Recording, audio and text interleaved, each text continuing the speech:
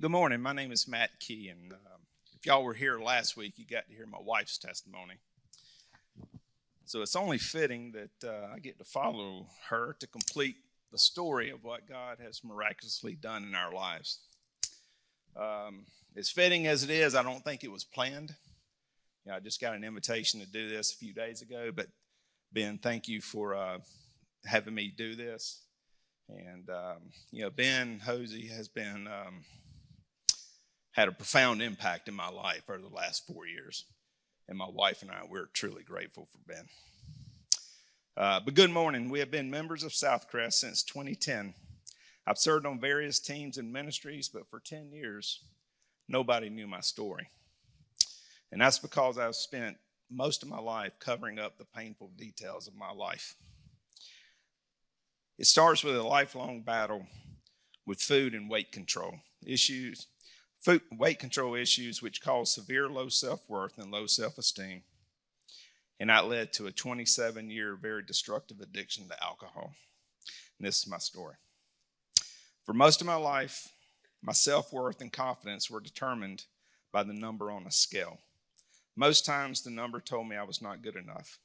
Growing up, I was reluctant to put myself in situations that would draw any type of attention to myself. I was very hesitant to play sports, but I was good at most sports and very good at baseball. And my dad was my coach. At age 13, the stress of being good enough and the fear of what other people thought of me became overwhelming, and I quit. Where most people saw a tremendous athlete, I saw a chubby little redheaded freckle-faced kid.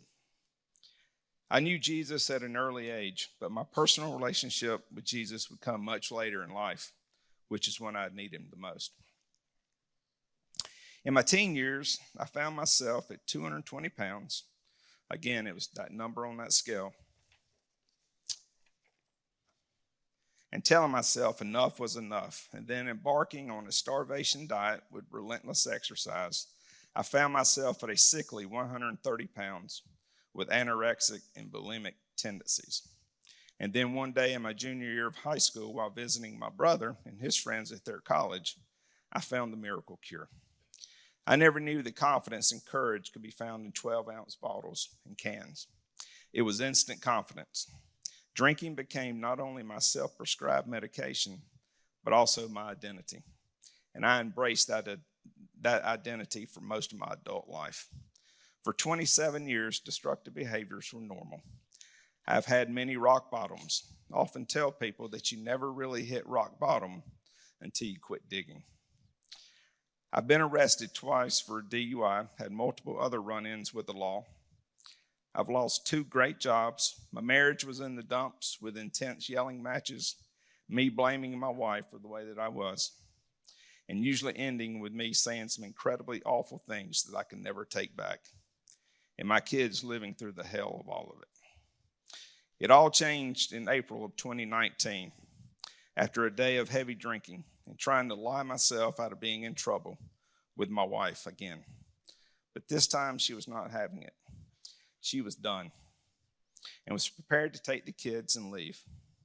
To save my family, I reluctantly agreed to marriage counseling and attending Celebrate Recovery.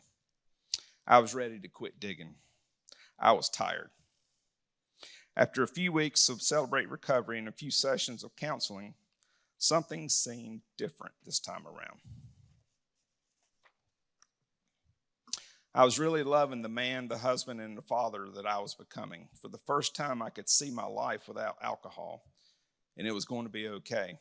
My marriage started to heal, trust was beginning to be rebuilt, and my children saw joy and happiness return to their daddy. I told Jesus, if I'm going to do this, I'm going to do it right, and asked him back into my heart for him to reveal my true identity. Ephesians 2:10 says that we are God's masterpiece. He revealed to me that I had it wrong all those years. I'd like to tell you that we lived happily ever after, but there were several relapses that would wreck my progress. Each setback was more difficult than the last, but God was teaching me a valuable lesson each time to rely on him. I believe the relapses were necessary for God to get me to where I am today. On February 7th, 2020, I drank my last drink. Only God was able to do for me what I was not able to do for myself for 27 years. 2 Corinthians 5:17 says, if anyone is in Christ, they're a new creation. The old life is gone and a new life has begun. Today I live my life with peace, freedom, joy, integrity, and excitement. Celebrate recovery, save my marriage, my family, and quite possibly my life. I used to think that I wasted the greater part of 27 years of my life, but I now know that God does not waste anything. If my pain and my story can inspire one person to put down that drink that they know they shouldn't have, or that one couple to help them see that their marriage is worth fighting for and that healing is possible, or that chubby little redheaded freckle-faced kid that's now an adult to know that they're God's masterpiece, then it was all worth it. The cool thing about our testimony is we get to use our past pain and display the peace and the freedom that we've come to know and give hope to those who are desperately seeking it. We get to be the shining light in someone else's darkest night. I've had a lot of dark nights. I still struggle with my weight, and it still destroys my confidence, but not my sobriety. Today, that man that I used to be is a distant memory. I never want to go back to being him, but I never want to forget him either, because he has made me who I am today. Today, my kids are flourishing. As for me and Rebecca, our marriage is the best it's ever been. This year, in just a couple of weeks, we'll celebrate 27 years of marriage. Church family,